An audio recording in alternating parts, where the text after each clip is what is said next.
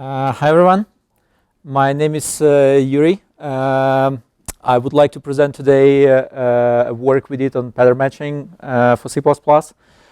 This is a joint work that was done together with Dr. Desreis and Dr. Straustrup back at Texas A&M University.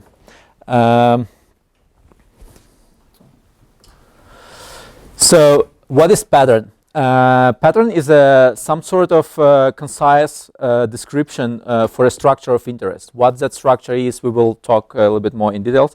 This usually implied argument, which is called subject. What is pattern matching then? Pattern matching is essentially an efficient decision procedure that can match the subject to the pattern. Usually you would have a set of patterns and you will match a subject against a set of those patterns. And the compilers usually vary in how efficient can they be in generating that decision procedure.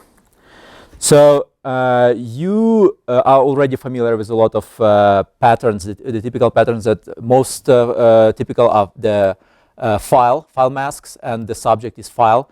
Regular expressions where the subject is a string. Grammar, don't treat it really as it's a big as grammar, so obviously it represents IST, but like you can, in general, you can treat it as grammar is also some sort of description of a valid program, and program is a subject. You can treat mathematical notation as a pattern too, because it essentially allows us to decompose mathematical values into components. Other typical ones are the bit masks and the value that we apply. Function, not just function, but in general, templates in C++ are a great example of pattern matching. Overload resolution is essentially doing like a pattern matching on the structure of the type at compile time based on the arguments. And of course, template metaprogramming, it essentially uses the same ideas as functional languages. You can think of exception handling and exception handling as pattern matching and exception as a subject, because essentially we have here, like if the exception is thrown here, we have here a first fit match to whatever the catch block, the first catch block that can handle that exception. There is plenty of pattern matching, like when you have to deal with XML. You can think of some lattices as patterns, essentially, because they represent sets of values. A very important and subtle thing is what's the difference between pattern matching and pattern recognition. So I never paid attention to this until I was very fortunate to have an interview with one big company who essentially does both, and I couldn't understand like why they kept setting me up for interviews with machine learning teams. And I was like, I have like zero last time I did something was like third year at university, and they keep insisting I have to interview with these machine learning terms, and I didn't know what the machine learning term was, which is pattern recognition, but which added to the confusion. I only knew like the Ukrainian term for the machine learning term, and at some point it kind of rang a bell, and I thought, okay, maybe it actually has the same word in it, and I looked up on Wikipedia and did. So pattern matching is essentially a programming languages term. Pattern recognition is a machine learning term. They deal with a similar stuff. Here we try to check and decompose perceived structure. There we try to assign labels. There is a subtle difference. So in machine learning, we are looking for most likely matching. So we essentially have a lot of data points, and we are trying to figure out the closest description of them, and we are okay with false positives or false negative. These patterns are learned. Essentially, machine is learning them. What's important there is the accuracy of pattern recognition, not the efficiency. So we are dealing more with synthesis in machine learning. In programming languages, in pattern matching, we're dealing more with analysis. The matching is exact, so patterns represent predicates essentially. We're dealing with pre-existing patterns, so the developer gives us patterns, and what matters is the efficiency of this pattern matching algorithm. So you can think also like that pattern matching obtained via machine learning, the pattern obtained via machine learning, it can be eventually encoded with the facilities available as in programming languages as through pattern matching. Is this clear? Okay, so different languages have different semantics for pattern matching. Typically, most of the functional languages have first fit semantics. Languages like, for example, in C++, we don't give a preference to what we've seen first, so it's usually a best fit. C likes switch statements, and other languages that have a similar constructs, it's what we call exact fit. Some other languages, they may have like either all fit or like any fit, can be deterministic, non-deterministic, etc., etc.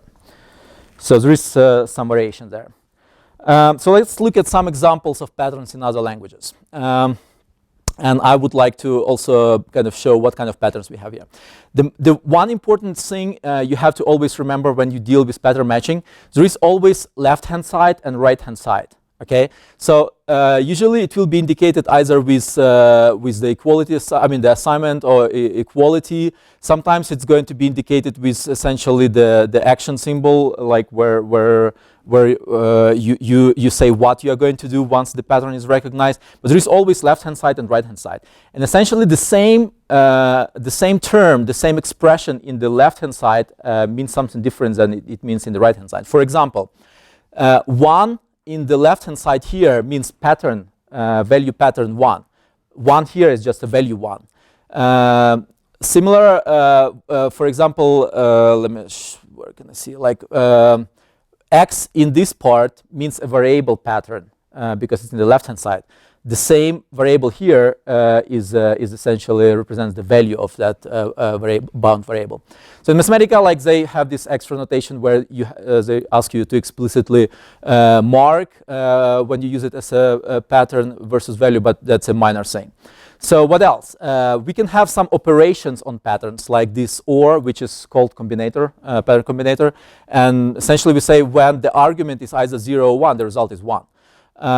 We can have, so this is another value pattern. We can have the most typical is wildcard pattern, which means I don't care about the value of that argument. Here, this is in Haskell essentially a shorthand for the list constructor, syntactic sugar essentially. Here also it means match exactly the empty list. There it means the empty list value. There used to be some interesting patterns in Haskell. They actually got deprecated. So there was something called like n plus k patterns, which is a pattern of the form variable plus constant. And the meaning of that pattern was essentially, okay, bind the actual, match the actual argument and kind of solve the equation. So if you have an argument a, then the value of n will be a minus 1 if a is greater than 1 or greater or equal, etc. So you can decompose things through the like this is essentially a list constructor in Haskell. So you can say, okay, if I have n plus 1, if I have to take n plus 1 and I have the head of the list and tail, you can do this very nice recursion. There are some other interesting patterns. So for example, in Erlang is first of all very famous for bit patterns. A lot of protocols get written in it because of that. This is an example where essentially we kind of like show, because it's in the left-hand side, it's still a pattern. It's not an expression. It's like string concatenation, but essentially what we mean here is we take it backwards. We say, okay, if the actual argument starts from prefix, match whatever goes after prefix into this variable and use that variable in the right-hand side. So these are the main kind of example. Another important example is that is available in some languages. Some languages allow you to use the same variable twice in the left-hand side, which means actually this is called equivalence patterns, which means the pattern will only match if in both positions the arguments are the same, the subjects are the same. Does it make sense? Haskell, for example, and OCaml, they don't allow it because the variables are implicitly introduced. So there are some type checking issues with it, type inference, but others do, and we will see by examples there are some ways to work around it in other languages. Any questions with regard to this? Okay. So, of course, pattern matching became most popular because what's called tree or constructor patterns, and those are very, very directly related to what's called algebraic data types. So, imagine we would like to write a simple calculator of a language that is given by this simple grammar. This is an example of a tree in that. In functional languages, a term in this language will typically be represented with this recursive algebraic data type with variants that correspond to productions. And yeah, you can see it's recursive. The important point here is the variants are disjoint. So the set of values, the set of values belonging to them, they don't intersect, and the entire algebraic data type is closed.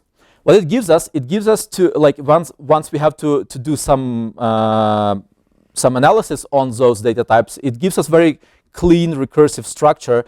Like, okay, for example, to be able to evaluate this term, we just do a pattern matching on the E and on the root constructor, and we recursively call to do this nice structural analysis. It's very elegant. It's very easy to explain this to students. They understand it almost like from day one, and they can use it. Intuitive, it's direct show of intent. It gives us extensibility of functions, which is like we can add as many functions as we want on this algebraic data type and do the same kind of case analysis. It's checked, so the compiler can, because this is a closed type and the variants are disjoint, we can check for both redundancy, which means like is subsequent case is more special than the previous case. Kind of like in exception handling, we have that your previous catch block is more general than the next catch block, and the compiler will give you warning. We can also check for exhaustiveness. Does your set of patterns cover the entire set of possibilities? The very important thing, it gives us also local reasoning. So like we see everything in this function. We don't have to jump, to other source files, etc. It also can be relational, which means we can compare 2 or 3 arguments by simply putting them into tuple, and we will see that in an example. The disadvantage, we will talk about it in subsequent classes. The slides. Another really nice advantage is the patterns in functional languages, they can nest. So imagine that in our calculator, we would like to write some sort of transformers that transform these kind of expressions into this kind of expressions. Very easy to express. We simply do the case analysis on the subject. And okay, we say if it's a plus of 2 products, and then here's because the reason, ideally we wanted to write x and x, but this is in OCaml. But OCaml doesn't support nonlinear patterns, so we have to do 2 variables, and we have to say they're equal. Then we just transform. Very elegant, very easy to understand. And this is what I was saying about relational. So pattern matching can also be relational. If we have to compare, for example, 2 terms deeply, whether those terms are equal, we can do it simply by, we do the matching on the tuple of these 2 terms, and then we pattern match against tuples of patterns. And we still get the very clear recursive structure. If both are values, we just compare what values they hold. If both are plus, we recursively descend to operands, etc., etc. Very clean and recursive structure. So why pattern matching in object-oriented languages? Here's kind of one of the canonical examples. This is the entire red. You don't have to try to understand this code. I'm just giving you kind of in terms of lines of code. This is the entire functions that does red-black tree balancing in OCaml. And you kind of can see like your canonical book examples, the cases here. You can see, okay, if it's like this or this, rotated this way, if it's this or this, rotate. So you kind of can see that structure here, okay? And then if you want to implement insertions that calls this function, this is like an extra 3 lines of code. So essentially, this page implements the entire insertion with balancing into red-black tree. Like, this is an incomplete imperative implementation in, I just remember, C or C++, I found it somewhere, of just this part. There's like tons of cases and etc., which most of which I don't understand because they recursively call each other, and it's not even clear whether it terminates, etc. but where would you expect to have more bugs? And that's essential. So we would like to have something like this in C++, so that we don't have to write that code. Ideally, we want the compiler to generate this code. Okay, so what I would like to mention also, eventually, we would like to propose a language feature that will extend C++ with pattern matching. Right now, we experiment this through a library. You will see it in the next slide.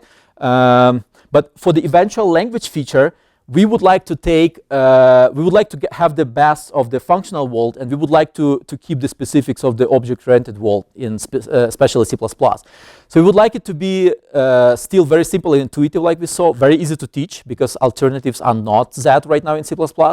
It should be direct show of intent, checked ideally, non-intrusive, so we should be able to retroactively apply to our data structures.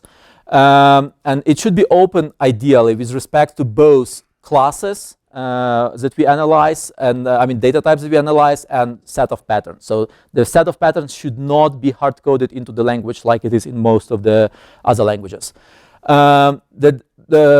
When we design such a feature, it's important that such a feature works with the C++ object model. So it should work with both built-in and user-defined types. It should support multiple inheritance and dynamic linking, which is de facto happening today in C++, even though it's not part of the standard.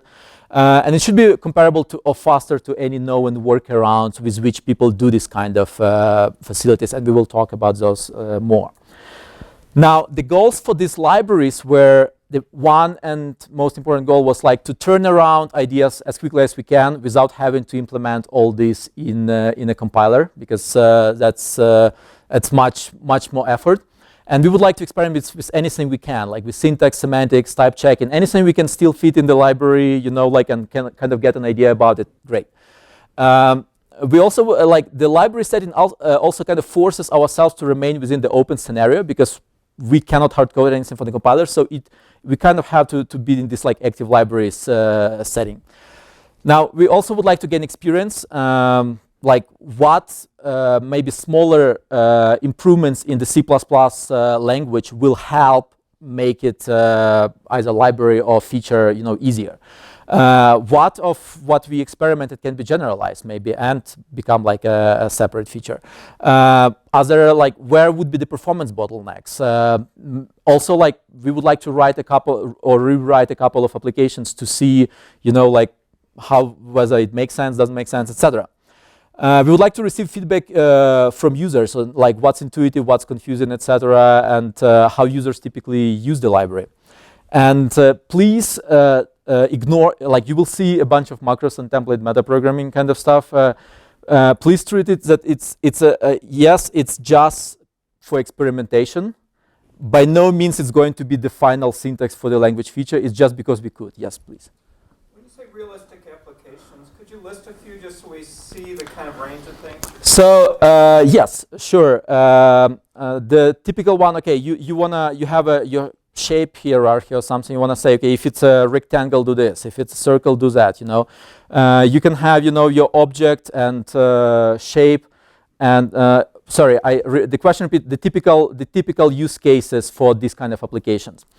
In gaming, you have objects colliding with other objects. Usually, you want to see, okay, if this object collides with this object, do this. If this kind of object collides with this kind of object, do that. There was a talk yesterday where they had to analyze, I don't remember, it was something like the packets, the kind of packets that were arrived, and those were also represented with different types. So anything that has some nested structure that you would where you would typically have to write a lot of nested if statements, if it's this and then parts of this are this and this, do this. So anywhere where you need to recognize some sort of structure, you would be able to do, and you would be able to use this kind of approach. So yes, the library is there's quite a lot of hacks. The idea is just to gain experience, so treat it as such. Ignore the fact that we also don't like macros, so please forgive us for that. All right, so to give you the feel of the library, here's essentially the same evaluator of the expression language side by side in C++ using our library, which is called Mach7, and OCaml. So in C++, we declare essentially, we have a base type and we declare variance as derived type, which is one of the encodings, not the only encoding. And then the evaluation simply becomes a clean recursive structure, on recursive algorithm on the structure of this expression, which mimics exactly what we see in the OCaml world. You will see through the presentation, everything you see in this color, these are macros, okay? And they generate some code, and I'll give you some idea what exactly they generate.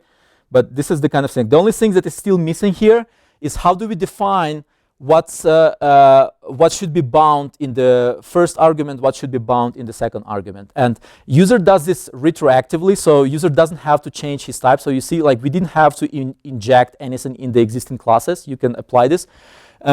User specializes this class bindings, which is a library class, and it says, okay, for the class value, the first argument that should be bound is this, and this is a member pointer, and those can be either data member pointers or getters, essentially pointers to getters and stuff.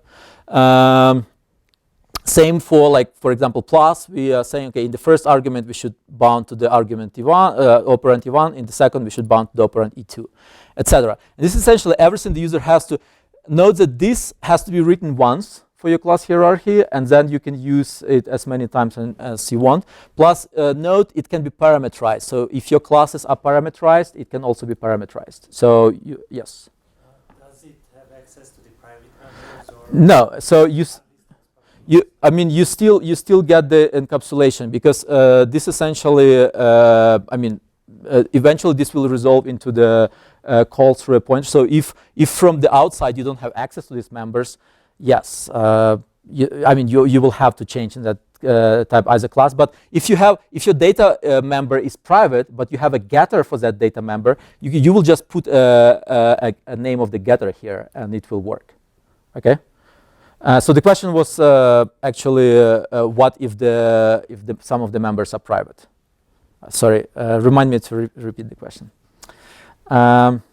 So here's the second example, essentially where we had the nesting of patterns. So we still do the same. One thing I forgot to mention on the previous slide, in functional languages we have implicit introduction of variables. Which we don't in C++, so we have to explicitly declare our variable patterns, okay? And that's the disadvantage, which is, okay, so far we experiment with it. But like, once you declared your variable patterns, you do essentially the same recursive structure as here. It's actually even cleaner. Like, where here you had to say, because non-linear patterns are not allowed, you have to declare two variables and compare them. Here in the library, because we can introduce new combinators, we introduce what's called equivalence combinator, which is an overload of unary plus. And we say, okay, bind the variable pattern here, but then don't bind it there, but compare the currently bound value. So treat the value already inside the pattern as a constant, as a value pattern, essentially. So that way we can express, okay, this should be the same. Does it make sense? And we'll talk more about this. But because the set of patterns and combinators are open, this is the kind of thing we can do.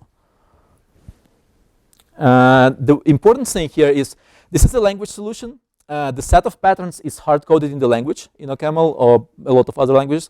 The nice part, there is a implicit variable introduction. Linearity is what I said, that non-linear patterns are not allowed, so you have to compare them. Here, it's a library solution right now. All patterns are user-defined, so there is nothing hard-coded. Library doesn't know about any specific of that. Essentially, all the patterns you see here are user-definable. There is explicit variable introduction, and we can introduce our own combinators, like the equivalence one. Yes? So what's the goal of this library? Is it to be something released that people use, or just to have influence on So yes, it's actually released right now. It's not very polished. The question was, what's the goal of this library? So the goal is how we started this library. So after I was taking a class from like Gabi and Dr. Soros, were like there's a lot of these like compiler classes, and every time we had to use visitor design pattern. And visitor design pattern is a hack, and it's really like if you try to teach somebody visitor design patterns, they get it like in a week of debugging. You know, like it's extremely hard for somebody to understand how it works, and even worse, you know, like to use it efficiently. So at some point I decided, okay, I don't care about, I'm going to write the slowest thing possible, but something that can give me the expressivity of functional languages in dealing with this. It was some compiler class that they were teaching, and we had to do some toy language, etc. So we were trying to essentially bring kind of like a similar looking pattern matching facility that we can experiment in. At that point, we didn't care that it might be slow, okay, as long as it's kind of like you know, direct show of intent. It's not slow anymore, and I'll try to convince you through the presentation. Yes. So why would someone want to use this as opposed to just like a boost variant? Because if you use this, you lose your value semantics. You've got introduction of these extra variables just sitting there. So this the question is, why would somebody use this one versus boost variant? So boost variance is a representation of algebraic data type. Okay, boost variant doesn't solve your problem for analyzing that data type. For example, if you want to analyze the deep nesting, okay, you will still be pretty much in the same setting like what visitors give you. The nesting is not easily expressed with variance, because you cannot easily say, okay, I should have a variant which is plus, and then like, you know, like sub variants that are this or that, you know, and they should have this pattern. So you will still have to write tons of like these nested if statements to analyze that structure. The pattern matching is about analysis of the structure, not about it doesn't affect your value semantics. You can still have your value semantics. You can still have, and you can apply this to boost variant and stuff. So you can analyze. It doesn't have to be per se class like this. Okay, and we will see there are other encodings of this. Did I answer your question? Okay. I assume this is first match. Yes, the good question. Yes, it's the question. The question was, is it a first match? Here, it's a first match. The library does not only support first match, and when we will talk about the other encodings that we support, I will briefly mention that. Okay, but yes, this is first match. So we can also do relational matching. We decided not to follow the route of like kind of embedding in tuples and then decomposing the tuples, because especially in the library setting, it will be hard to take out that extra, you know, unless you have a very good optimizer. So instead, we support multiple arguments, okay, directly in the match statement. And this is exactly the same recursive structure. You say, okay, if I have, this is, you would like to implement an equality of two terms. And you do exactly the same. You say, if I have two values, their actual values should be the same. And then we return true. If I have two pluses, okay, bind this first operand here, bind the second operand here, and check that they are the same there. Okay? Otherwise, return false. Exactly the same you know, structure, actually even shorter. Here we have single scrutiny. Remember that here we have a closed world, both in terms of the set of patterns and the algebraic data type is closed. 1 second. But as an advantage of this, we get the exhaustiveness checking, redundancy checking, and compiler optimization. Here, we get the multiple scrutiny, which is multiple subjects essentially.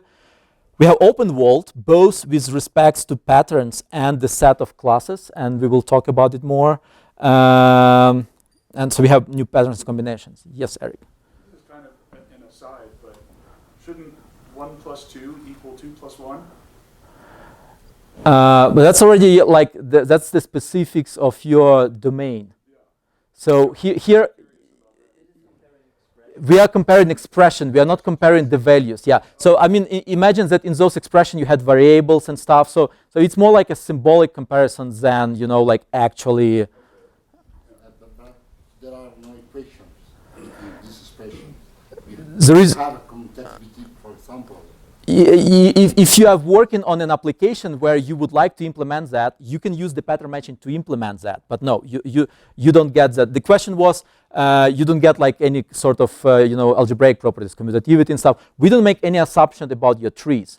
The semantics of your trees is the semantics of your domain. So we just help you to analyze the trees, and what you would like to do with them, it's totally up to you.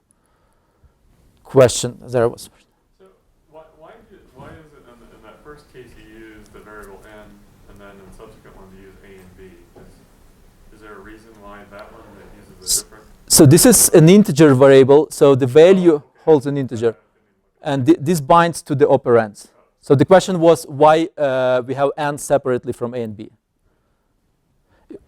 Yes, here. So in the OCaml case, you do a recursive check. Where's the recursive check in the Yes, I was waiting for this question. That's a great question. So that recursive check is hidden in the plus in the equivalence combinator. Okay, so because equivalence combinator is essentially implemented in terms of and that's where you also get your value semantics. It's implemented in terms of the actual equality operator on the term. The implement like once that plus gets evaluated, and we'll talk about how it's implemented, it will forward it to here. So that recursive calls are hidden in those pluses. Yeah. What happens if instead of using plus n, you use n? M? N. The N? variable n. So it will get it You use two times. So it will get bound, like let's say I have a tree where I have value 3, of value 5. So n will get bound to 3 here, and it will get overwritten to 5 there, and in the right hand side the value of n will be 5. So you will lose it. Then there is a risk. It could be maybe better to make sure that if n is already bounded, we need to match. The comment was that if maybe we should do like ensure that if n is bounded, we should not bind it again.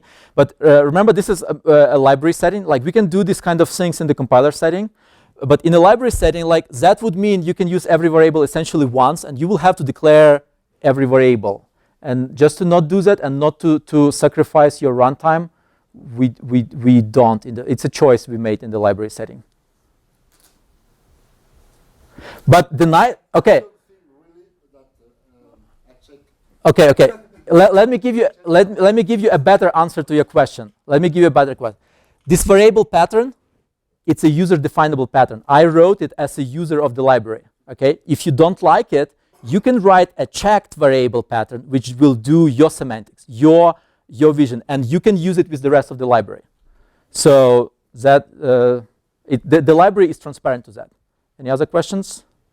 Yes. On the left-hand side, you get a number of patterns, and you've got one body for them. So the question was, you get a number of patterns essentially combined through the disjunction combinator, and you have a single body essentially for them. While we support disjunction, you will see later the reason I split it in separate cases, because we would like to use the efficient type switch that is behind this. This essentially becomes more efficient than your visitor design pattern. Okay, so for efficiency reasons, we keep it separate. Okay, and we will see more details on that later. Any other questions on this? Okay. So a few words about combinators. Many languages have pattern combinators. What are those? They're essentially operators for creating new patterns or modifying the existing patterns, the subtle value. So patterns, you have to think about patterns. They are very similar to your lambda functions. They are essentially one-use predicates. Okay, they can they can also bind parts of it, like, but so can lambdas if you pass it by reference, etc. The subtle difference with patterns is the subject is implicit. Like with lambdas, your arguments are explicit.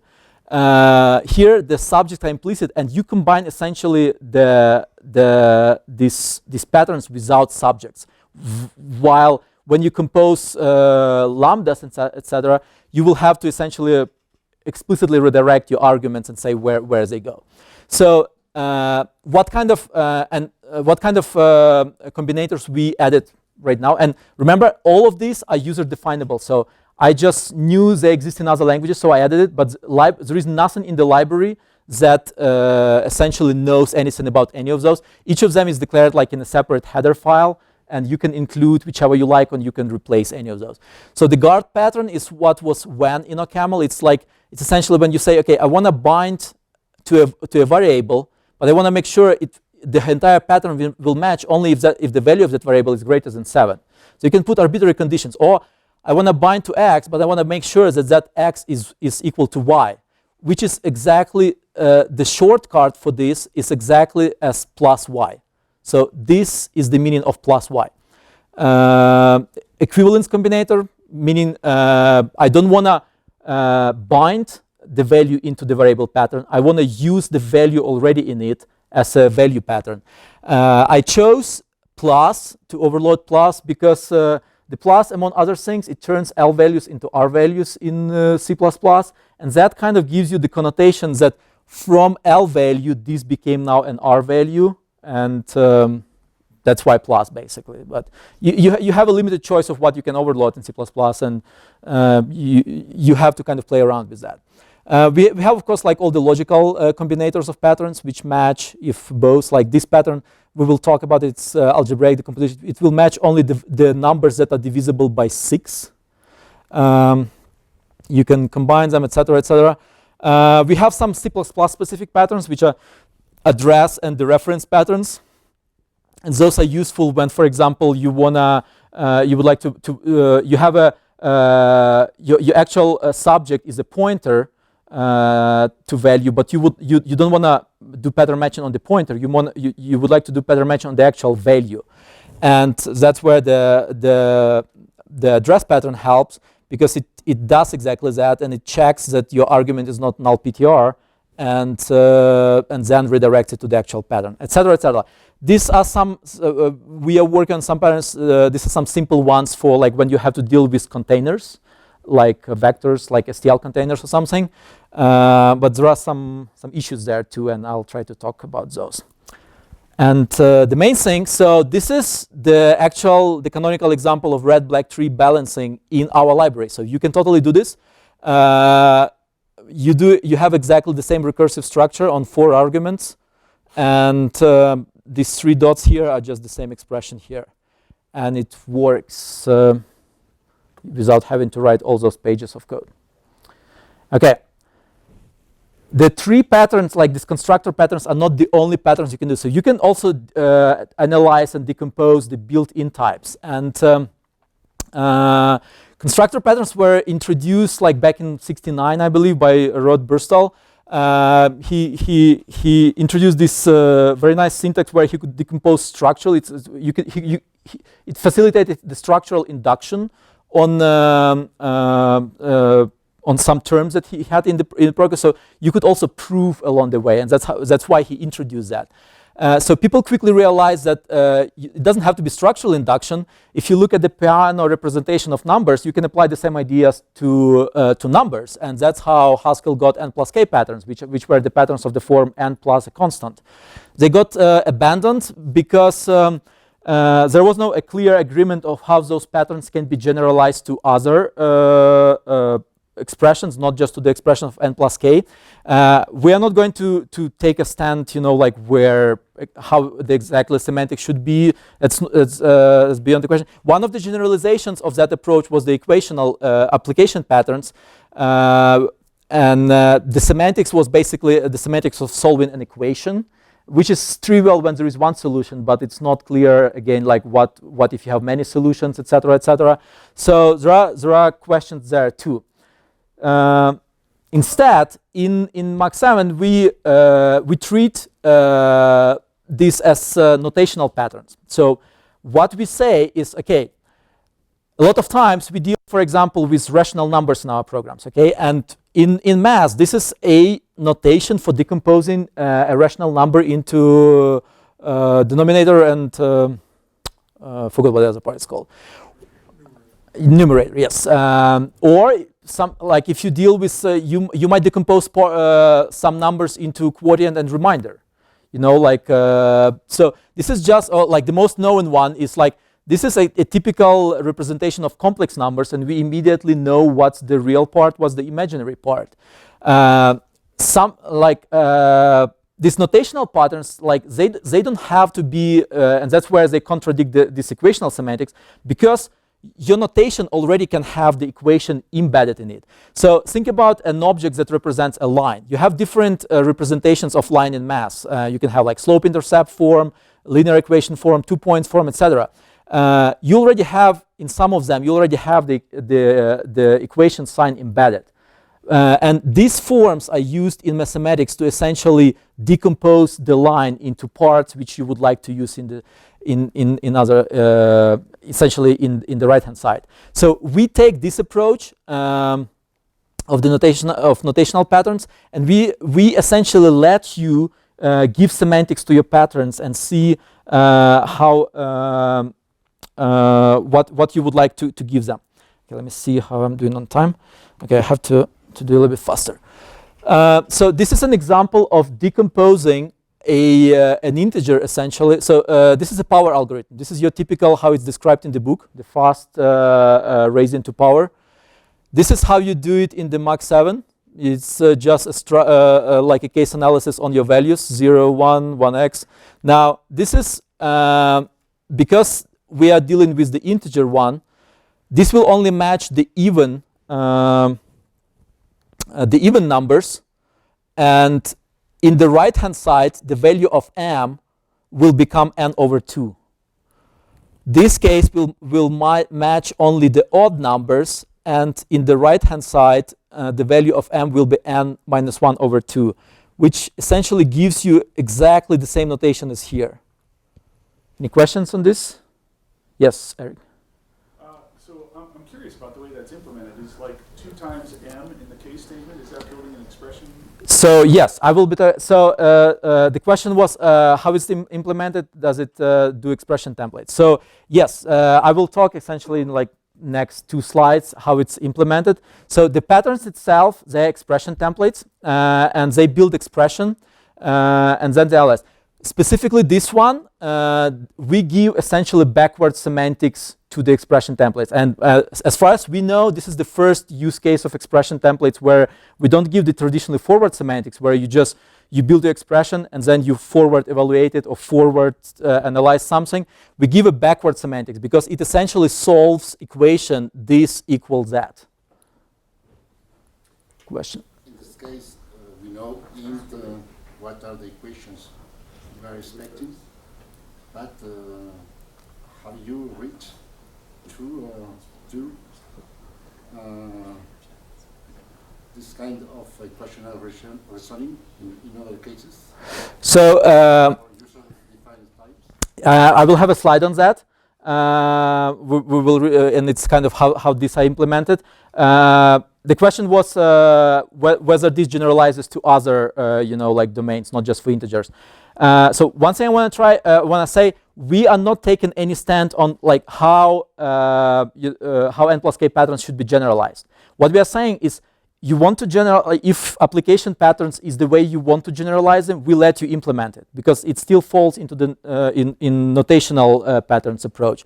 If you would like to implement it any other way, you can implement it any other way. The library is not hard coded to that, and we will see this. In this particular example, I just wanted to show we can implement this application patterns approach if you want to. Question. So does this syntax support like such that that you have in Haskell, where you put the bar and then you just give any kind of? Yes, that was the guard combinator here. The very first one, okay. That's the guard combinator. So it's it's just one kind of combinator you can implement. Now, not the one also important difference from the functional world. Now, because our variable patterns has to be explicitly introduced, we have types, okay? And we can use that fact to essentially do a smarter match. Like here, for example, because we have essentially unsigned type, this expression a plus x, and a essentially becomes here a constant because it's a constant here, so you can treat it as a constant a value pattern. This a plus x will only match if essentially b greater than a. Does it make sense? So we can use the fact, and we will see this in other slides for the patterns. We can use the fact that our variables now have type to our advantage, but of course there are disadvantages too. And we can do other patterns too. So you can totally introduce, you know, like there is a regular expression class now in C++ standard. It took me about 20 to 30 minutes to turn that regular expression class into regular expression pattern, which can be used to essentially bind subparts. Like this one bind, I mean, we have a groups, and then like we have the sub patterns matching those groups. So this essentially recognizes any toll-free phone number. Or we can save these patterns into variables, which is essentially the same as we do the expression. So we can say that the month pattern is a variable pattern that has to be greater than 0 and less than 13, and then we can use that pattern reuse in several places. Or we can spell it out explicitly if we want to, etc. So the main point of this slide is all patterns in this library are user definable, and you can save them as variables and pass around in functions. Okay, so if you like how now I'll try to convince you it's actually efficient, and you can use it in realistic applications.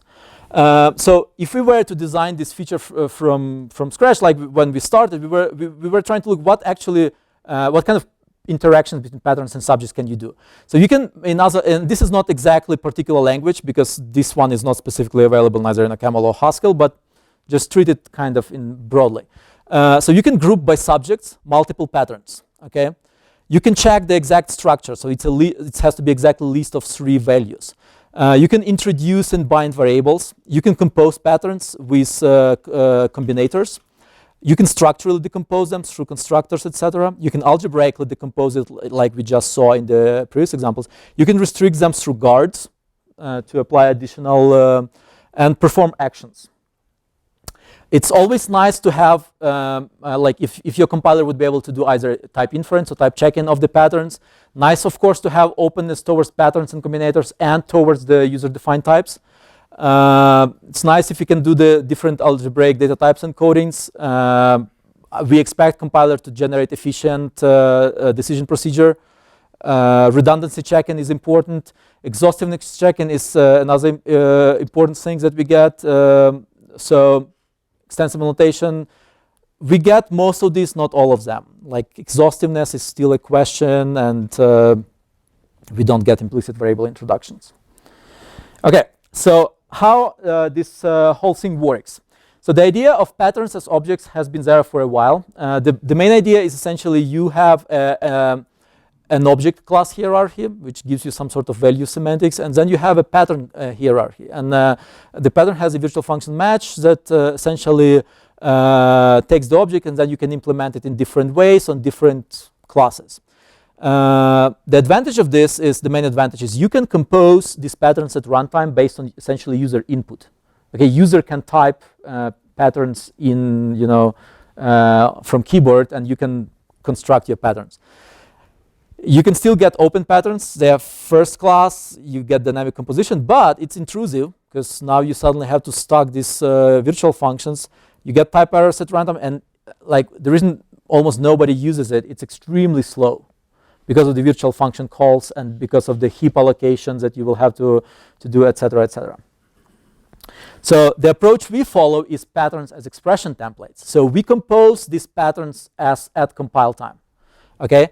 So the disadvantage, of course, we don't get the runtime composition, but we still get most of the advantages. And in most of the languages, patterns are hard-coded into the language. So essentially, we are not worse than all those languages. So we are probably worse than some of the scripting languages where you can compose them, essentially from. But we are not worse than most of the other languages, and we are still open towards patterns. We are first class, non-intrusive, and we get most of the type errors at compile time. The idea is so the pattern can take sub-patterns as arguments, and that's why the constructor.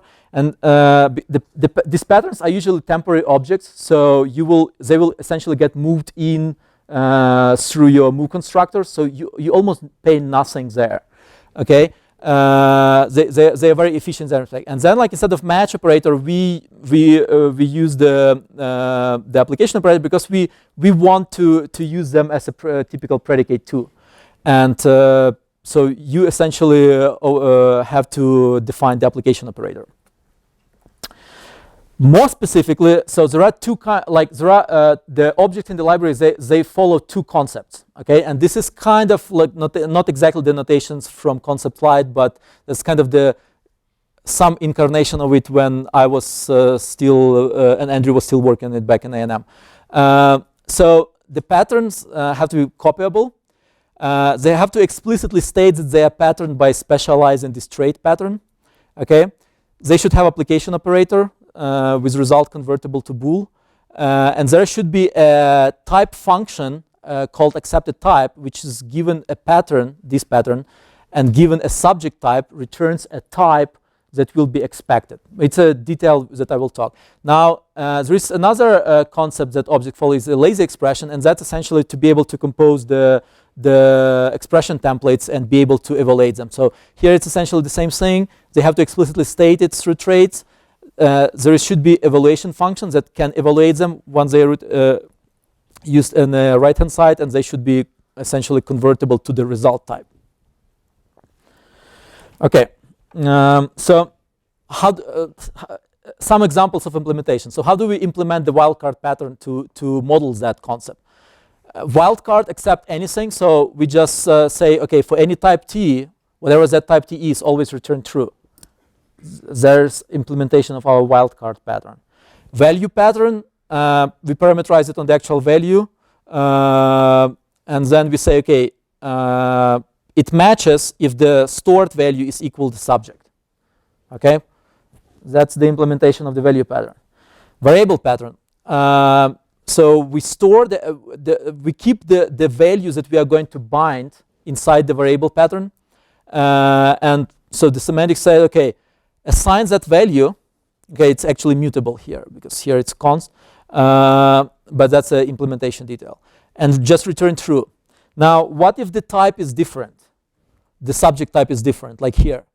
Well, in general case, we might say, okay, try to convert it, but if the conversion doesn't preserve the value, just make sure they still compare equal. And I know there is a lot of like generic programming issues here. That's one of the ways we can implement it, and we can discuss about the value semantics and here. Now, how would we implement essentially constructor patterns? So, as I said, the user defines binding by specializing this binding class for his class. And he does it in the following way. He says, like, bind is, for example, for value, as we've seen. After these members is essentially a variadic macro that, after substitution, results in something like this. So I mean, this can be parameterized over n if you want to be like really generic, but for simplicity, I just kept them directly in the name. And it essentially generates this code, which generates these functions, which returns pointers to members. Okay. What it gives us essentially, it gives us an access to the pointer by position. Okay, and there is the library has this overloaded function apply member, which given a subject and given let's say we want to apply second member, it will call that and then will apply, and it's of course overloaded on data members, like getters, setters, whatever your combination, freestanding functions, whatever you can typically provide there. So now the implementation of our constructor patterns, and of course you can do this through variadics. Just for simplicity, I do this here for two sub patterns. So we store sub patterns directly inside us. Okay, I copied here the copy constructor. Essentially, there is move constructor, but there are some issues with variables. So, I mean, I'm not going to go into those details. The implementation of the matching essentially operator, we are going to say, okay, extract from this subject, which is T, extract the first binding member, okay, and try to match the first subpattern with that member. Do the same for the second one. And if both of them match, then the entire constructor pattern match. So this is generic expression of what the constructor pattern on 2 arguments would look like, regardless of what the actual patterns are. This is where your composition is coming. Now, if the type is different, there are options here, okay? And typically think about this as the case we saw with the terms and plus values. The static type, the T can be, for example, term, okay? But we are trying to match against like value. So essentially, U will be term here, but T will be like plus or something. So we essentially want to, in those cases, we want to do dynamic cast, okay, which can be expensive. Of course, it makes sense to enable ifit only if we are dealing with polymorphic classes. If it's not polymorphic classes, we can do some other logic. But that's already up to particular implementation of the pattern. And then we have this shortcut to be able to just say C, to turn a type into a constructor pattern. Okay, so now back to your question, how the algebraic decomposition is implemented. And I should speed up this. So this is a binary operation, okay? We here assert that both subarguments should be essentially lazy expressions. We have result type that is computed through some thing. The expected type is the result type. We need this one to be able to use this expression in the right-hand side as a value essentially. So we just evaluate it. And then the most interesting part is we just call a generic function solve. We say, okay, solve this pattern with respect to this subject, okay? That's what it does in general case. Now, solve is where the real magic happens. So in general case, solve just says that for and I use this notation from concept slide, but in the real implementation, you will have a bunch of enable ifs, etc. So just treat it as such. In the default implementation, we just say, hey, you did not provide a solver. So you will get, if you try to decompose something you didn't provide solvers for, you will get a nice error message. Now, back to your question, like what if we don't have like an integer? So let's say we have field, okay, and field has a division, okay. So we can say, okay, when we have a field and we have an expression of the form essentially multiplication of some expression by a constant, okay, and we are matching it again result type, we just have to solve it because the division exists with respect to result divided by the evaluation on that constant, and ME2 will be that constant essentially, and recursively solve that, okay, and that makes it work, you know, like through kind of pass it further.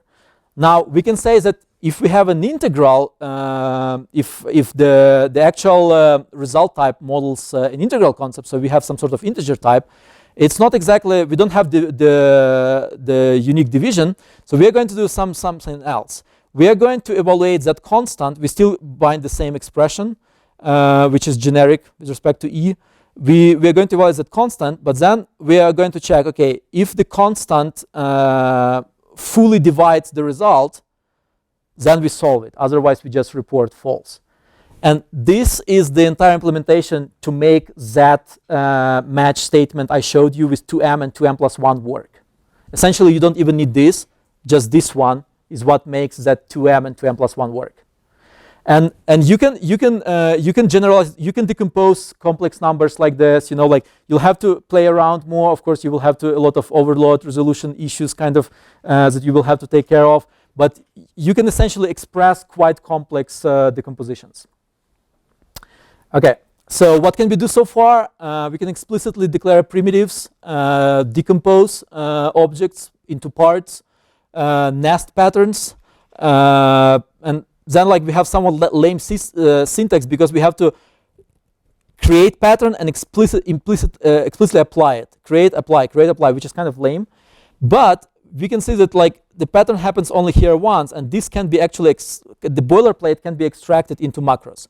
So we can essentially macroize this where expression happens only one, and we get this nice structure, okay, which is kind of closer to what the syntax you've seen. Nice syntax, but slow. It essentially evaluates them sequentially, right? Why it's slow? Sequential execution, so we always try them one by one. If it involves dynamic costs like this,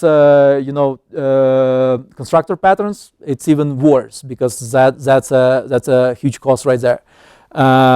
Initiate tons of temporaries, yes and no. As I said, these are expression templates. Most of the time, they are moved in through Mo constructor, so you almost don't get much overhead of this. Okay. Compilers is actually quite good. If you really get the sequential, it's quite good in getting this. Like the first time I implemented, I think power algorithm, and then I was running it against my handcrafted implement. My power algorithm was faster, and I was like, why is my handcrafted slower? So there is no like much of like magic going on. There is no really hard template meta programming going on. So the instantiation is just like top bottom. There is no really anything complicated going on. So it's very easy to optimize, and compilers kind of deal with are ready to deal with this these days. And I'll show some numbers on that. So the bigger problem is, and it's hard to avoid in a library setting, if you have certain sub-expression in several places, the same sub-patterns that is in the same position for the subject, you essentially rematch it several times. And that's where in a compiler solution, the compiler will typically just do it once. So the compiler will generate a decision procedure which will touch each subject, or like it will do the minimum number of checks essentially. We cannot do that, but it still gives us a reasonable thing. It does not check redundancy. Yes and no. I'll show that even in the library settings, we can do redundancy checking on one argument in some cases, and we actually do. And I have some ideas there how to generalize it. Exhaustiveness, not so good. Because the set of classes open, your classes can come up with from dynamically linked libraries. You never can assume that you've seen the entire set of classes. So unless your match statement has otherwise, you can never assume you have exhaustive check, because you can always add a new class derived from the base class. Composition makes sense. You saw that I sprinkle around the static asserts. So whatever we can check, we do check. Whatever we cannot, well, hopefully will be checked in the compiler. And what if we don't use polymorphic classes, which is like what we want to use boost variant? Okay, so here's the first optimization. So can we optimize this without actually having to assume what the patterns do? And the problem is that every time we go and evaluate them, we don't remember, we don't learn from it.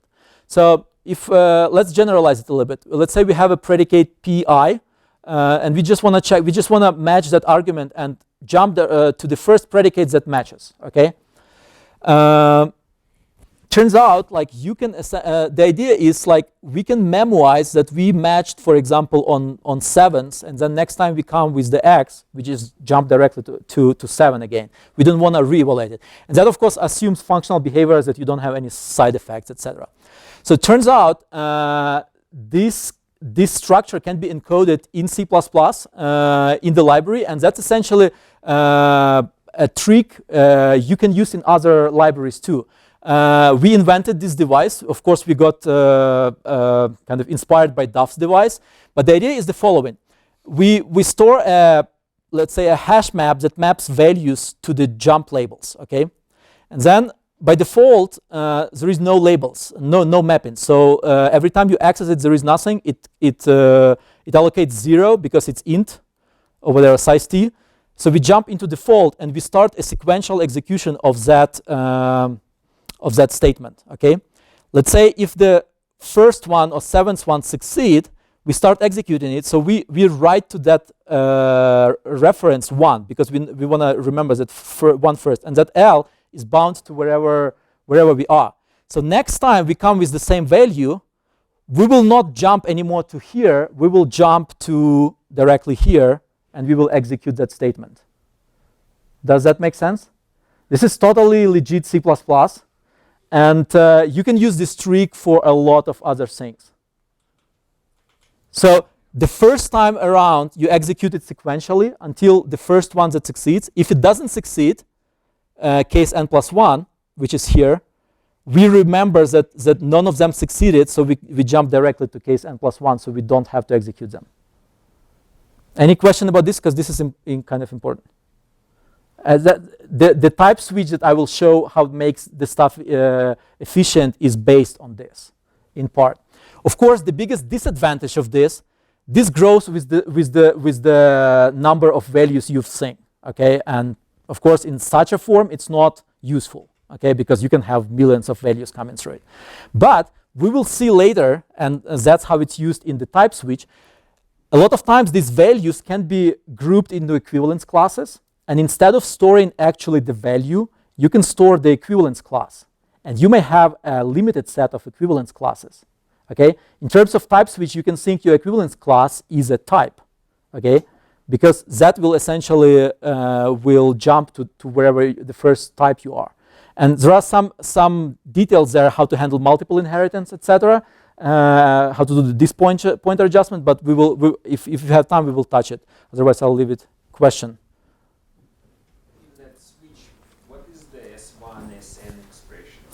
Whatever you want, it's a statement.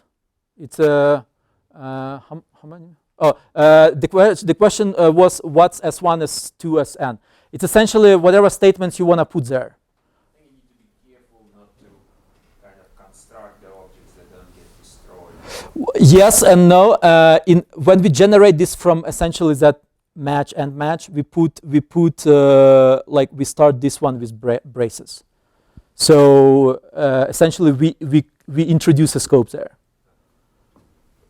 Any other question? Okay. So memorization device, use it. I'm sure there is a lot of other places you can use it. Now, you've seen we had a lot of essentially workarounds, like why we are still have to why we just don't have type switch in C++. Turns out it's quite a challenge in general. There is something what's called expression problem. So I'll just give you a very brief look at it.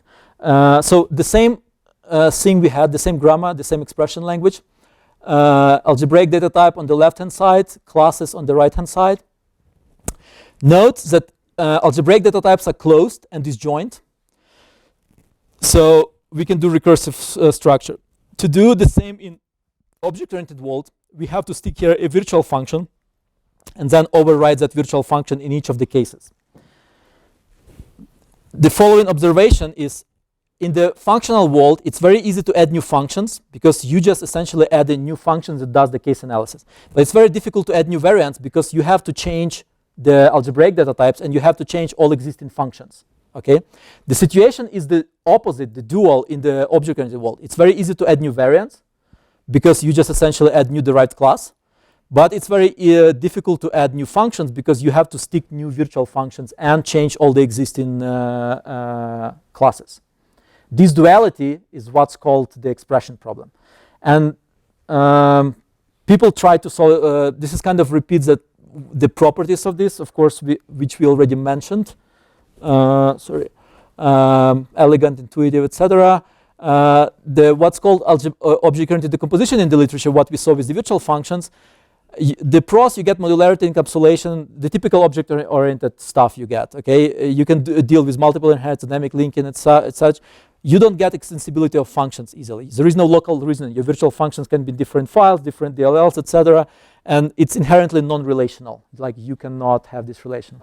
And this is the situation is quite the opposite there. So I'm going to kind of rush through here to show you some. Now, as I said, this polymorphic encoding where we have the virtual functions and we use dynamic cast to analyze is just one encoding. And in the literature, it's called polymorphic encoding of algebraic data types. There are others. It has pros and cons. I will skip those. It's extremely slow, which is important. the tag encoding is when essentially your base class already has a tag, and that tag uniquely identifies which derived class you have, and you allocate some numbers to it. And you can essentially do the switch statement to analyze, but note here, there is no substitutability.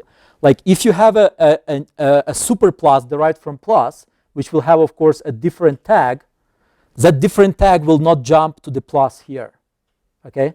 Which is, so you don't get by default substitutability. There is a way to do substitutability, and that's something we let you do in the library too. So Niklaus Wirth, at some point he invented a way how you can do linearization of class hierarchy. You can essentially say, my class, this is the list of my base class, next base class, next base class, and you linearize them in chain. So you try the tag, and if it didn't succeed, you retry the next one, the next one, the next one. So in that way, you get a limited form of substitutability. And we support that in the library too. So the main thing to take out of here, we support all of these encodings to a limited extent, and I'll have a slide on that. They have pros and cons, and I will mention it. Of course, the typical one is also discriminated union encoding, where you don't use essentially different derived classes. You use discriminated union and also a tag, and it has even more issues. It's even harder to do substitutability here. Not type safe at all. Now, to combine these two walls, people invented wizard design pattern. They wanted to have the better of the two. They wanted to be able to introduce new functions and new classes. And visitor design pattern is extremely fast. It just involves two virtual functions call. It gives you some sort of extensibility of functions. Almost, it's a library solution, so you don't need compiler support. But it's really hard to teach, intrusive, because you have to essentially change your base class with this, accept, etc. Specific to class hierarchy, because this will be specific class hierarchy, your visitation interface, you have to write a lot of boilerplate code. There is control inversion. So if you don't do your recursive calls directly, you have to save your state, get your state, save result, return result, which is kind of pain, and which is kind of what makes it hard to teach, I guess, the student. Most importantly, it hinders extensibility of classes. Note that if we have a super plus derived from plus somewhere in some DLL, it will only be recognizable as plus. So we cannot distinguish that it was super plus. There are ways in the literature to do a little bit better, but they are not like fully, there are tricks, and they are either not type safe or they are slow, but still kind of, you cannot get the full real extensibility of functions with visitors. And this is the amount of boilerplate code you have to write just to implement that eval function. Now there is another way, clever way people did, which is called polymorphic exception idiom, and it's another way to do visitor design pattern. You essentially introduce a race function. Okay, this is wrong, yes, but people discuss that, and the race function throws itself. Okay, and then you use try catch essentially to catch whatever you are. Okay. The only reason I provide this slide is because there was a lot of talks in the functional community how to handle open cases, like when your classes are open. And one of the suggestions was we can use the same mechanism we use for exceptions in functional languages. On the next slide, you will see why it's not a good idea. Oops. Wait. Okay, this is so. The library essentially lets you support whatever encoding you want, but these encoding are not equivalent. So the actual type switch it has all the nice features. It does substitutability. It can be on multiple arguments. It generalizes to multiple arguments. What's repeat case? Like you cannot reuse visitors. For example, if you have the top level pattern is of type plus, because then you have to somehow make sure you combine them. And in the library, it's not easy to. It's of course easy to do it in compiler, but not easy to. So tag switch plus virtual linearization, they kind of it gives you substitutability, but doesn't give you relational or doesn't give you this repeated case, etc. So they have disadvantages. So the only real one that we we suggest that you always use is the polymorphic encoding, because it has the largest support and it's super fast. And in the remaining time, I'll try to really convince you. So as I mentioned, what's the problem? Why we don't have a type switch, efficient type switch? Because classes is extensible, like you can have new classes arriving from dynamic link libraries, and they're hierarchical. There is no disjointness properties that you have in the algebraic data type class. So your super plus has to match against plus. You have to have substitutability, and you can't get around with that. Now, with multiple inheritance, you open a whole can of worms. You have up, down, cross cast. The cast is not a no-op, which is an assumption in a lot of type case kind of implementations in the other languages. You can have ambiguities, even like when it's a lot of things. So the existing approaches, like the efficient approaches, they usually assume closed world, easy case, because then you allocate from 0 to n tags, and you do your jump table implementation. And that's super efficient, but it of course doesn't handle the open case. So it's unrealistic for modern C++. The open world, the most typical implementation in the open world case is you use some sort of constant time subtype test, which is like constant type dynamic cast, and decision trees. Now, you remember the very first implementation we had was, okay, it's actually on the next slide. So if you wanted to implement some sort of type switch, the most easiest open implementation would be just to generate this kind of nested if statement. If dynamic cast to the first one, if dynamic cast to the second one, etc., etc. It does work with objects coming from DLLs. It does work with multiple inheritance in the way you would expect, the same semantics as dynamic cast. The problem is it's super slow. Like this is the number of cases, like if n is 100, like here, this is the amount of time it takes to reach the 100th case. It's like 22,000 cycles on a typical implementation. Even if your compiler will optimize it with decision trees, because you don't have to just linearly check, you can eliminate certain things. Assuming like a perfect binary tree class hierarchy, you are still, like spending on an average like 5,000 cycles on that. Now, this is how much you would spend with polymorphic exception idiom. And don't treat this wrong. Exceptions are extremely fast in modern implementation of C++ when you use them for exceptional cases. Here we use them for a common case. That's why it's extremely slow. We essentially use it as a controls flow structure, and you should never do that. So only use exceptions for real exceptional cases. And that's why like the suggestions in the functional world that maybe we can use the same mechanism as exceptions to handle the open case. I'm not sure their implementation of exceptions is better than in C++. Now, the whole problem with this is where visitor design pattern is. It's right around 20 cycles if we do repeat case. Most importantly, it doesn't depend which one you dispatch. It's flat. Okay. Now this is a repetitive case on multiple things. If you do a random case with visitors, this will kind of pop up here to around 54, but it still will be flat. Okay. Now, if you take some of the existing like constant type instance of implementations, which is the Cohen's algorithm, binary matrix, even them with the decision tree implementation, even them they grow first of all, so they are not flat. And even them implement very quickly surpass visitors. Note that this one don't support multiple inheritance. The first case that supported in a way, which was fast dynamic cast, Dr. Strausstrup and Michael, forgot the name. They did the paper on it. This one handles multiple inheritance. It has its own limitations, but you can see like just to be able to handle multiple inheritance, you already go like way further while your visitors are here. Now, this is as good as you can do like an implementation on the closed tags from 0 to n, a jump table essentially. This is where our open type switch is. It's flat, it's amortized flat. So on the first with the given type, you will still spend the long run because you will have to figure out which is the first one that succeeds. But after that, it's flat. Okay. Questions on this? No.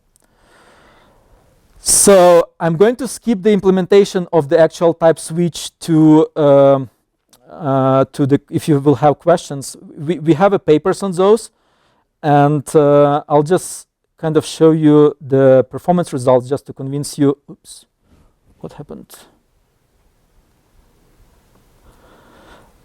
Just to convince you it's usable. Okay, so here's how it compares to, so the numbers in blue when the type switch is faster than the visitor design pattern by corresponding percentage points. The numbers in red are when the visitor design pattern is better than type switch by corresponding percentage point. We tried it on several different compilers, GC, Visual C++, 7 different configurations and operating systems and stuff. And this was the what's called the configuration which we tried. The truly open case, you can see that most of the time we are faster a little bit. In the cases when we are not when we are slower, we are not slower by much. Okay. Now, if we add the support of those other like tag encodings, etc., which we also let you do in the library, which have their own restrictions, like you can only do them on one argument, for example. You cannot do them on multiple arguments, which we discussed. You get like much bigger, advantage with the type switch, but of course you don't get all of the flexibility. Now, this is like once you go from one argument to several arguments, like double, triple, or quadruple dispatch, like the type switch becomes significantly better than visitors. So the red ones are the visitors. This is like single argument visitor, 2 argument visitor, like double dispatch, triple dispatch, quadruple dispatch. And this is for comparison. We had some time ago an compiler implementation of multi-methods in C++. So that's almost as fast as you can go. So the type switch doesn't give you exactly that. But given that it's kind of open and stuff, it still does better than visitors for multiple arguments. So that's your advantage right there. This is how it compares also to other languages. This is the open case. It's a little bit slower than the Haskell. Haskell actually should be around here. People pointed out you could optimize the code we used for comparing this, like with some tricks I don't really understand. But yes, the Haskell case can drop to around the same as here. But still, the idea is it's in the same ballpark. It's not anymore the thousands of cycles that you are spending. We tested it on a lot of class hierarchies. There was about 15,000 classes, 63,000 class hierarchies. These are some details I will skip. I will leave it to the paper. As I said, like the pattern matching mechanisms, the mechanism interacts with the type switch to give you that speed. So the actual decomposition of a pattern is slow. That's where your expression templates are. But the type switch is where you gain most of the performance and what makes it fast. And so the pattern can expose. So instead of saying, hey, I expect term as my subject, you can say I expect plus as my subject. So type switch will immediately bring the most specific type for it, so that the pattern can start accepting that already more specialized type. Okay, so that's where you gain performance. And there are details on how exactly we do that. Those macros, they generate essentially a lot of code. This is just to show you, we implemented few like very, very simple examples like factorial, Fibonacci, GCD, lambda calculator, and power function using our patterns and using that pattern as objects approach that was with virtual function.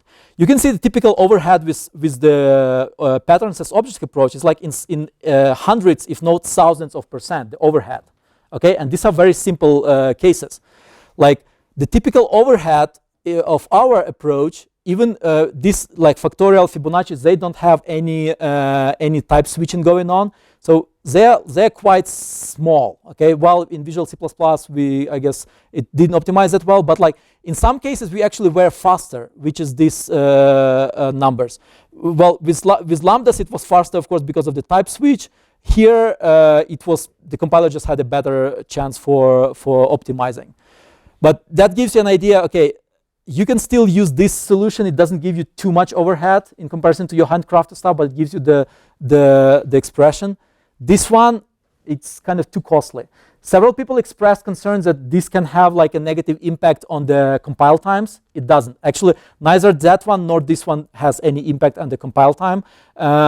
So we compared those, and there is no, as I said, there is no really complicated template metaprogramming going on. It's just straightforward instantiation of expression templates. So it's very, very straightforward. So your increase in compile time is negligible.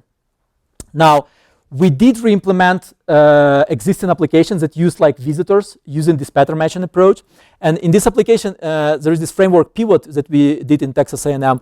we re-implemented pretty printer it's a C++ pretty printer. It takes in a C++ program, spits out C++ program. Okay, and we tried it for speed. So as an input, we fed to that C++ pretty printer the standard headers from Visual C++, I believe.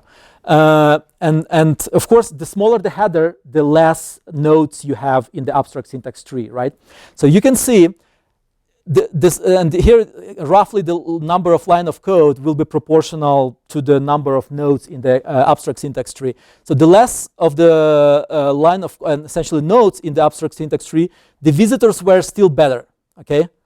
But as soon as we crossed something like 144 lines of code, already pattern matching started becoming better, okay? Here we still kind of like saying, and then as soon as we crossed like around 1,000 lines of code for a standard header is nothing.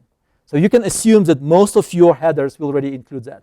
Okay, so you can see that after that, the pattern matching is essentially faster than your visitors implementation. Okay, and it doesn't use much memory either. Actually, this graph is still for the old implementation of the data structure that is used underneath for type switching. But even on that old data structure, this was the largest case statement which had 15 case clauses and 80 different sub-objects because there was multiple inheritance coming through it. And you can see not only multiple inheritance, but also several derived classes. You can see in the worst case, it was like 2,500 bytes, okay, just to maintain that fast type switching. In the harder case, where you had 52 case clauses, but you had also less sub-objects, 63 case clauses, but less sub-objects, you had even less memory. So it's also memory efficient, and you didn't get to. Now, I would like to come back to something that Chandler touched yesterday, and I think Eric will also talk about.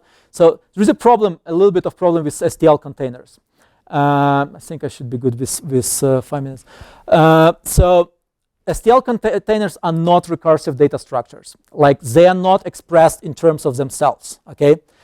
Ranges per se, they're also not recursive data structures because they're not quite, especially if you start using the expression templates like Chandler was. I'm not sure why Chandler was not calling them expression templates, but anyway, like if you start building them, like they're still kind of not exactly in terms of themselves because they're always in terms of a different range. But the important thing about ranges, they can represent subparts of themselves. So they can like in the same type, you can have represent a subset of values of that same type. And in that way, you can decrease the complexity and recursively call on itself. So the problem will become more easier on this example.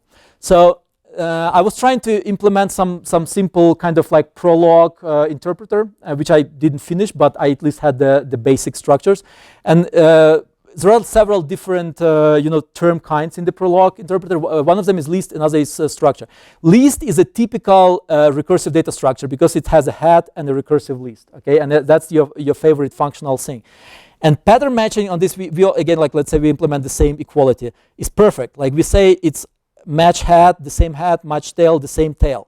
Or they are both null PTRs, match null PTRs. It's not the case for the structure has a vector in it. It has a vector in it.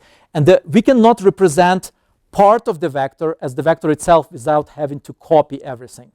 Okay, and that copying will essentially kill performance. So this is commented out because this is not supported. This is something I'm looking at, and I'm trying to come up with. I'm looking also at other languages that have patterns that deal with sequences, and I'm trying to come up with some patterns that can express, essentially deal with sequences, deal with containers, etc. This is kind of my closest shot at it, what I would like it to look at, but it has a problem by itself because a range of what? Like remember, like we have to explicitly declare variables here, so we cannot anymore, like with ranges, implicitly deduce what its range of. So I'm not sure how exactly it will look at, but this is kind of an open problem. But I think ranges is also a way. It's a right direction from the point of view of pattern matching, because ranges are, even though they are not formally recursive data structures, they can be expressed in terms of themselves, and you can recurse on them, and which is a really nice property,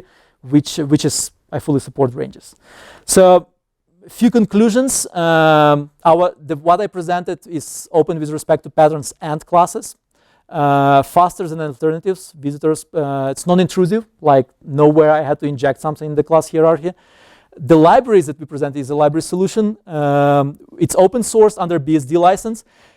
This is where it will eventually live. I was planning to kind of release it by today, but I already kind of imported from our old Texas A&M repository, and I'm trying to move it here. This is where it will eventually be. It's SEL. It stands for Semantically Enhanced Library Languages. Dr. Straustrup had a paper about that, which I think is a really cool idea. So this is kind of going to be like an umbrella for several projects. Pattern matching is one of them. But like we would like to look at some other ways of, like dealing with kind of language extensions inside the C++ itself. So it will live eventually here. Right now, you can tells me that my time is done. I'm done actually. Right now, you can download not polished code here. It works with Visual C++ 2010 plus and GCC 4.4 plus. Somebody told me there is some compilation problem in 4.8. Last time I compiled was 4.7 GCC. So if you have 4.8, they said it's pretty easy to fix. I will try to look soon and kind of fix it. And put everything on that page. The library is released under BSD license. Actually, before we left Texas A&M, we signed with A&M everything that it's going to be available under BSD, so you can use it in your projects without any problems.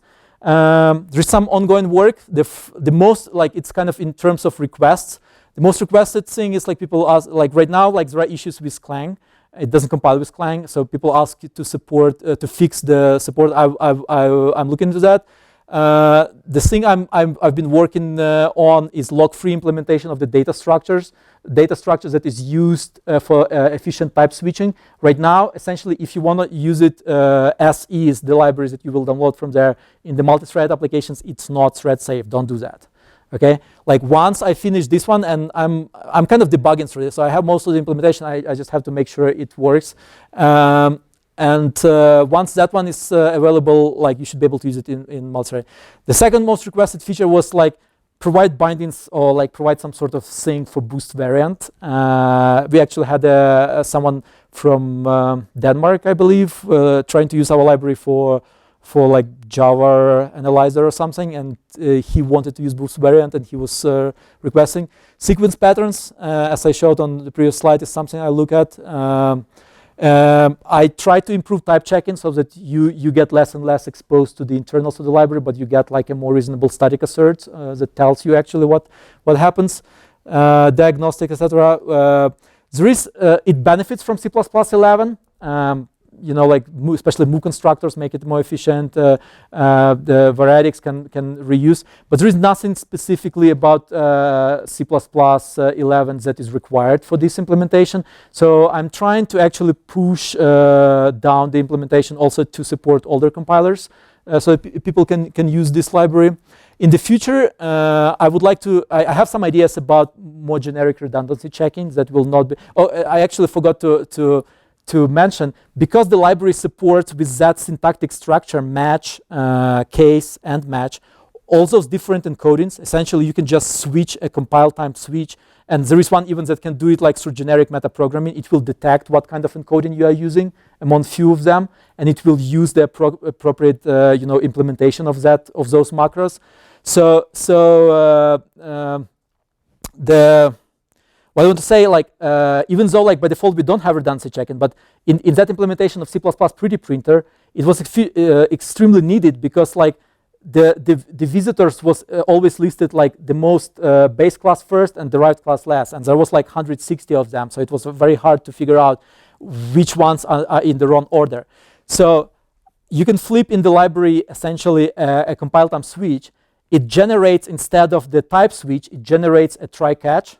Then you get like errors from the compiler saying like, hey, you have this, you have like a more general case before the more specific case. But of course, that only works with one argument, which was sufficient for our purposes, but doesn't generalize. So in this work, I'm trying to do it more general, where I don't have to use the hack with the try catch. It will be more with template metaprogramming, and I think I can do better there. then it's nice if we can, but this is already more related to the language feature. We would like to deal with generic implication, because the challenge for the compiler implementation will be, how do we generate the decision procedure without making any assumption about what the pattern actually does. Because the way you can generate this efficiently in other languages, because the compiler knows the semantic of a particular pattern. Here we want to keep the set of patterns open, so the compiler cannot make any assumptions. And to be able to do that, we need to have some sort of implication relationship between patterns, which should be available to the compilers. And I would like to look at two-way matching, the kind of matching you have in Prolog, which is not just one way like in most of the pattern matching. And of course, I'm now I work for Microsoft in Visual C++ frontend, so the idea is to eventually try it as a language feature in the compiler.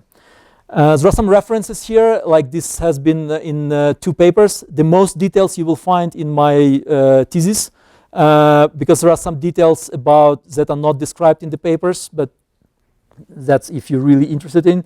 And most of these things, most of these papers are available at my university page. And I'll take questions here. Thank you.